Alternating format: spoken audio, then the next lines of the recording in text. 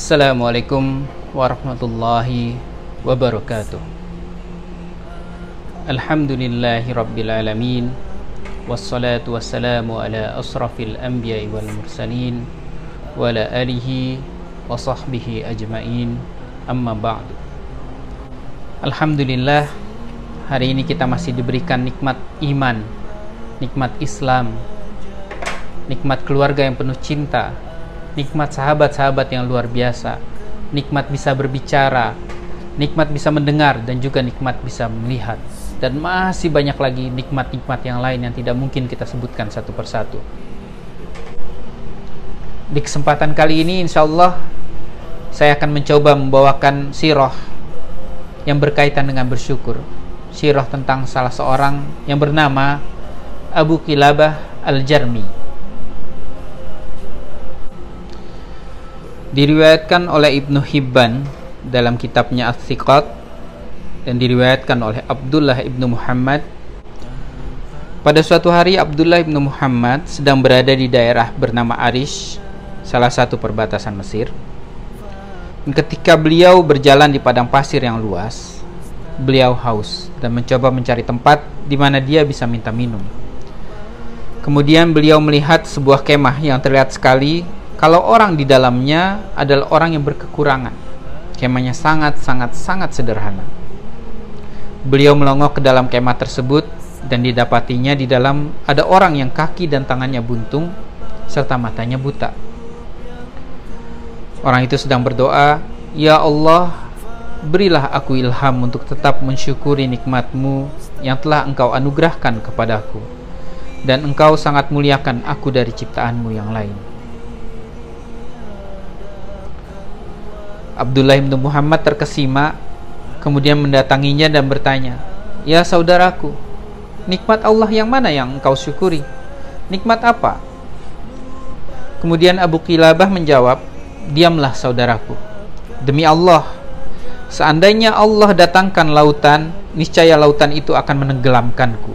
Dan seandainya Allah datangkan gunung api, niscaya api itu akan membakarku. Dan seandainya Allah mendatangkan gempa dan menjatuhkan bumi ke atasku, aku akan remuk, tapi aku tidak akan mengucapkan apapun kecuali rasa syukur." Ya, karena memang kondisinya yang tidak punya kaki dan tangan serta tidak dapat melihat akan membuat dia tidak bisa menghindar dari segala mara bahaya tadi. Kemudian Abdullah ibnu Muhammad bertanya lagi, "Bersyukur atas apa?" "Karena Allah masih menganugerahkan lidah kepadaku yang senantiasa bersyukur dan berzikir kepadanya." Subhanallah. Dan di samping itu Allah menganugerahkan kepadaku seorang anak yang apabila datang waktu sholat, dia akan membawaku ke masjid dan dia pula yang menyuapiku. Tapi sudah 3 hari ini aku tidak melihatnya. Bolehkah aku minta tolong engkau untuk mencarinya? Pintanya. "Hanya aku dan anakku yang tinggal di padang pasir ini, sehingga kalau kamu menemukan seorang anak muda, maka bisa dipastikan dia adalah anakku." Kemudian pergilah Abdullah ibnu Muhammad mencari anak dari laki-laki tersebut di padang pasir yang luas. Dan ternyata anaknya sudah tergeletak di padang pasir dan dikerumuni singa. Kembalilah Abdullah ibnu Muhammad ke kemah Abu Qilabah. Dan sepanjang jalan dia berpikir bagaimana cara menyampaikan berita ini kepada Abu Qilabah, orang yang baru ditemuinya, yang serba kekurangan, dan sehari-hari hidupnya dibantu oleh anak semata wayangnya. Kemudian setibanya di kemah itu, Abdullah ibnu Muhammad menanyakan kepada Abu Qilabah, "Hai saudaraku, tahukah kamu tentang kisah Nabi Ayyub alaihissalam? Apa yang beliau lakukan ketika beliau diberikan cobaan penyakit selama puluhan tahun?" "Bersabar," jawab Abu Qilabah. "Apa yang beliau lakukan ketika ternak dan seluruh harta kayanya hanyut terbawa banjir?" "Bersabar," jawabnya. "Dan apa yang beliau lakukan ketika ke-12 anaknya yang dia sayangi wafat tertimpa atap rumahnya yang rubuh dalam satu malam?" "Bersabar," jawabnya lagi. Kemudian Abu Qilabah menyela, "Hai saudaraku, segera sampaikanlah kepadaku, apakah kau berhasil menemukan anakku atau tidak?" Abdullah ibnu Muhammad tetap meneruskan pertanyaannya. "Manakah yang lebih Allah cintai, dirimu ataukah Nabi Ayyub alaihissalam?" "Tentu Nabi Ayyub," jawab Abu Qilabah. "Kalau begitu bersabarlah. Mudah-mudahan Allah memberikan rahmatnya kepadamu, karena anakmu telah meninggal." Ketika mendengar itu, Abu Qilabah tidak mengucapkan lain hal kecuali "Alhamdulillahi Rabbil Alamin, inna lillahi wa inna ilaihi raji'un." Alhamdulillah, Allah tidak menitipkan keturunan kepadaku yang bermaksiat sehingga ia diazab di neraka. Dan kemudian setelah menghela nafas panjang, meninggallah beliau. Inna lillahi wa inna ilaihi raji'un. Kemudian Abdullah ibnu Muhammad kebingungan karena dia sendirian di padang pasir itu dan dia harus melaksanakan prosesi pemakamannya sendirian. Kemudian dia keluar mencoba mencari bantuan. Dan alhamdulillah bertemu dengan 4 orang penunggang kuda yang dari tampakannya terlihat ini bukan orang sembarangan. Dan menceritakan ciri-ciri orang yang meninggal tersebut.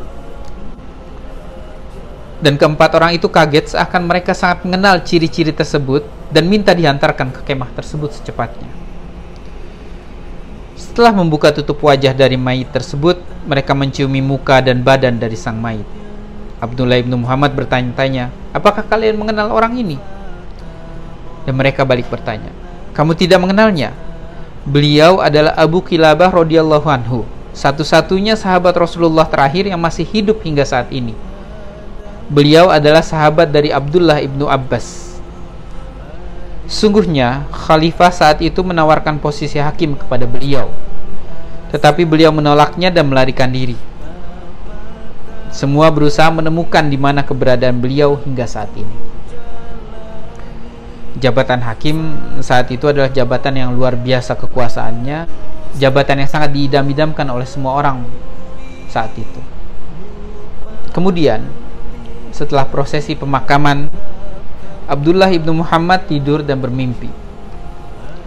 Di mimpinya, Abdullah ibnu Muhammad melihat Abu Qilabah berjalan di surga dengan penuh wibawa, memakai jubah berwarna hijau, sambil membaca firman Allah, surat Ar-Ra'd ayat 24, yang artinya adalah keselamatan bagi kalian sebagai balasan atas kesabaran kalian dahulu kala. Maka alangkah baiknya tempat kesudahan itu. Kemudian di mimpinya, Abdullah ibnu Muhammad bertanya, "Wahai saudaraku, bukankah engkau pria yang aku makamkan tadi malam?" "Ya, benar," jawab Abu Qilabah di mimpinya. "Apa yang membuatmu bisa sampai ke derajat setinggi ini, kenikmatan yang luar biasa ini? Bagaimana caranya?" "Sungguhnya surga ada beberapa tingkatan yang tidak akan bisa dicapai kecuali dengan kesabaran ketika ditimpa musibah dan bersyukur di kala lapang." Masya Allah. Setelah mendengar sirah ini, marilah kita tanyakan kepada diri kita masing-masing, apakah kita sudah cukup bersyukur atas nikmat Allah, atau jangan-jangan kita termasuk orang yang kufur nikmat. Saya teringat dengan ceramah dari Syekh Ramadan Al-Buti yang mengatakan, bersyukur adalah tidak bermaksiat atas nikmat Allah. Makna kesyukuran yang sebenarnya adalah menggunakan segala nikmat yang Allah Azza wa Jalla limpahkan di jalan yang diridhoi oleh Allah Subhanahu wa Ta'ala, bukan sebaliknya. Kalau kau melakukan itu, maka engkau termasuk orang yang bersyukur, walaupun kau tidak mengucapkannya di lisan. Ketika kita sudah mampu mensyukuri nikmatnya, maka hidup kita akan lebih mudah. Karena di saat kita mendapatkan cobaan, kita tidak akan berlarut-larut atas cobaan itu dan menerimanya dengan lapang dada dan tetap bersyukur. Karena cobaan tersebut hanyalah kecil dibanding segala kenikmatan yang Allah berikan kepada kita. Bayangkan Abu Qilabah Al-Jarmi, fisiknya demikian, tangannya buntung, kakinya buntung, pendengarannya kurang jelas, matanya buta, tapi hari-harinya selalu dihiasi dengan bersyukur atas nikmatnya dan berzikir. Bagaimana dengan kita yang diberikan kesempurnaan fisik, kaki dan tangan kita berfungsi sebagaimana mestinya, kita bisa melihat indahnya dunia, tapi kita kadang-kadang suka lupa mensyukuri nikmatnya.